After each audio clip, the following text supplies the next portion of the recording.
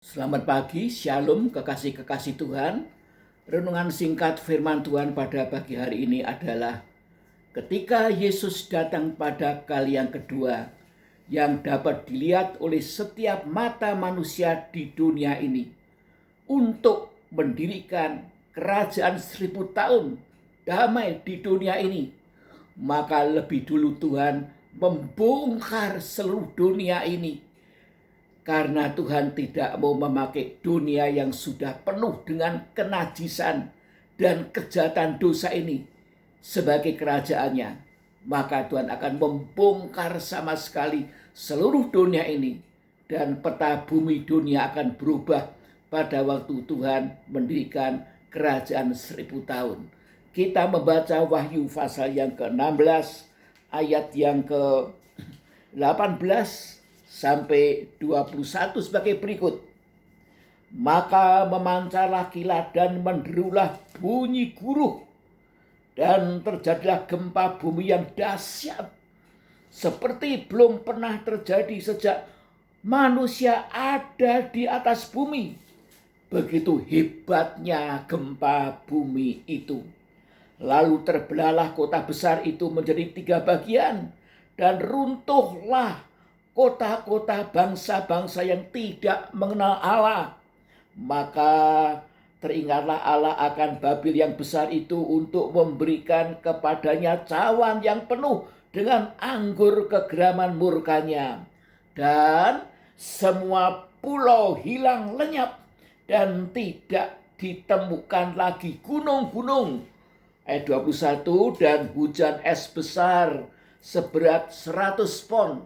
Dalam terjemahan lain dikatakan 1 talenta, ya, yang kira-kira beratnya ada yang mengatakan 34 kg, ada yang mengatakan 55 kg, ya.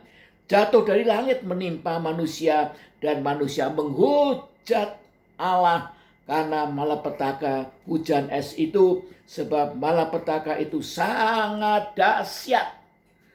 Inilah firman nubuatan yang Allah nyatakan kepada kita sebagai gereja Tuhan, agar kita menjadi anak-anak Tuhan yang sungguh-sungguh punya hati yang takut akan Tuhan dan mengindahkan setiap perkataan firman Allah yang Allah sampaikan kepada kita lewat hamba-hambanya yang benar. Puji nama Tuhan. Dikatakan haleluya, akan terjadi gempa bumi yang dahsyat seperti yang belum pernah terjadi sejak manusia ada di atas bumi. Begitu hebatnya gempa bumi itu sampai dikatakan kota Yerusalem juga dibongkar, terbelah menjadi 3 bagian.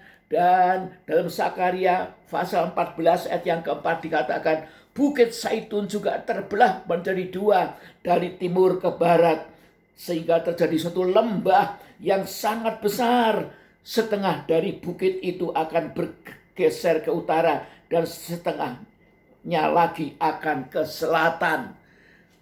Haleluya. Dan kota-kota di dunia, kota-kota orang-orang fasik, menjadi hancur luluh semuanya. Tidak ada gedung yang bertingkat yang bisa bertahan. Rata semua dengan tanah. Pulau-pulau akan lenyap, gunung-gunung akan lenyap. Tuhan membongkar dunia ini sama sekali. Puji Tuhan. Barulah kemudian ketika Yesus datang yang kedua kali bersama orang-orang kudusnya dan para malaikatnya, lebih dulu Tuhan akan memperbarui dunia ini, merestorasi dunia ini menjadi dunia yang baru, dan Yerusalem juga dibangun kembali dalam waktu yang singkat. Siapa yang membangun? Yaitu orang-orang kudus yang sudah memakai tubuh kemuliaan. Mereka membangun dengan kuasa supernatural yang dahsyat sekali. Dan kota Yerusalem akan terbangun kembali menjadi sangat indah. Haleluya. Juga Gunung Sion dibangun dengan luar biasa. Puji nama Tuhan, tempat di mana Allah akan menyatakan kemuliaannya. Sebab itu, haleluya, mulai sekarang, ya, firman Allah ini disampaikan kepada kita agar mulai sekarang kita ini sebagai anak-anak Tuhan sungguh-sungguh punya hati yang hormat dan takut akan Tuhan, yaitu hati yang mengindahkan firman Tuhan. Roh Kudus bertugas di dunia ini untuk menginsafkan manusia dari dosa-dosanya. Kita diinsafkan lewat pencerahan-pencerahan firman Allah. Kalau kita tidak mengindahkan firman Allah, berarti kita tidak akan insaf akan dosa-dosa kita. Dan kemudian Allah akan menyatakan kebenarannya lewat Roh Kudus. Yesus itulah kebenaran. Kita harus makin mengenal kepada pribadi Yesus, sehingga kita bisa meniru Yesus sebagai teladan hidup kita dan menginsafkan tentang penghukuman Allah. Sebab itu kitab Wahyu ini, kitab tentang penghukuman Allah itu harus dibukakan, dibentangkan. Kalau tidak, maka orang-orang Kristen tidak akan insaf, tidak akan punya hati yang takut akan Tuhan, tidak akan mempersiapkan diri, haleluya, untuk menghadapi perkara-perkara yang dahsyat yang akan datang, sehingga luput dari murka Allah. Puji Tuhan, haleluya. Sebab itu hargai setiap firman Allah yang kita terima ini, baik itu renungan singkat yang kita terima lewat WhatsApp, haleluya, atau renungan-renungan yang tertulis kita baca, kita renungkan, dan lewat ibadah pribadi kita. Kita harus membangun mesbah keluarga bersama, juga mesbah bersama hamba-hamba Tuhan, haleluya, yang telah dikoordinir, puji Tuhan. Dan kita harus terus penuh dengan Roh Kudus, bertambah-tambah berdoa dalam bahasa roh, karena Tuhan ingin menguasai lidah kita. Haleluya, sebab lidah itu merupakan anggota tubuh yang paling sulit dikendalikan. Puji Tuhan, haleluya. Sekian renungan singkat pada pagi hari ini. Mari kita berdoa. Bapa yang di surga, terima kasih Tuhan, kalau Engkau menyatakan lebih dulu firman nubuatan, yaitu tentang apa-apa yang akan segera terjadi di muka bumi ini.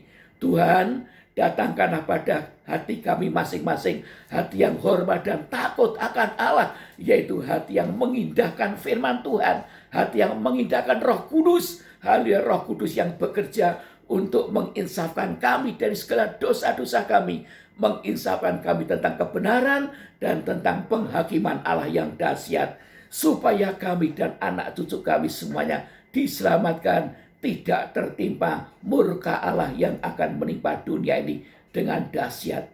Terima kasih Tuhan, dalam nama Tuhan Yesus hamba berdoa dan mengucap syukur, haleluya, amin.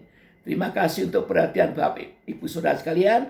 Tuhan beserta, Tuhan memberkati kita dengan terang firman-Nya.